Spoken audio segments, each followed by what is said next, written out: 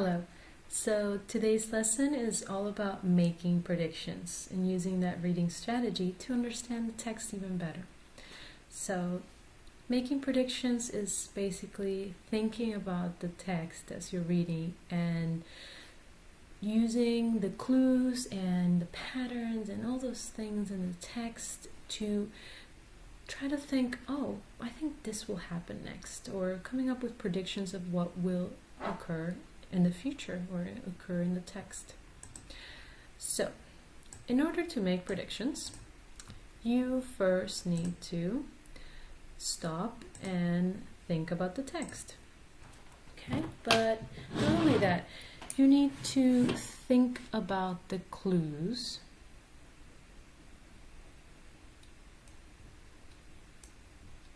So, what are the clues that the text is giving you in order for you to make predictions? When you are trying to make predictions, you also do this by looking at the title,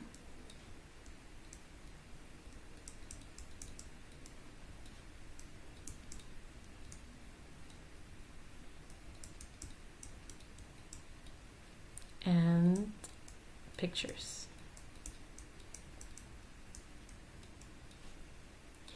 And I'll just draw an eye there to remind you. So looking at the title and pictures can give you a good idea of what will happen next. If you see a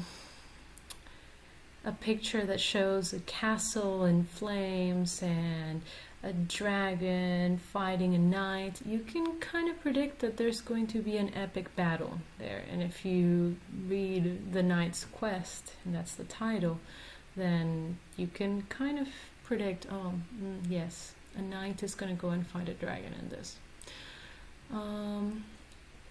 Another thing that you can do in order to make good predictions is use background knowledge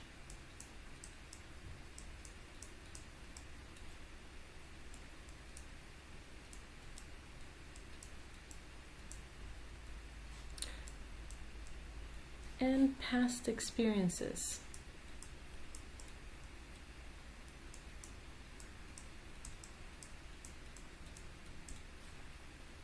So, what do you know?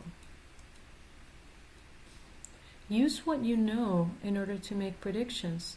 For example, if in the story the puppy gets sick with something, and maybe you've had a puppy that got sick with the same thing, make predictions made based on what happened to your dog. Using your background knowledge and past experiences can serve to make great predictions. Also, look for patterns in the text. So if you see that Cam Jensen in the Cam Jensen books always says click before taking a mental picture, then she will probably continue doing that throughout the series. So look for the patterns that you see in the story. Okay? So look for those patterns. Last but not least, like I said, look for clues.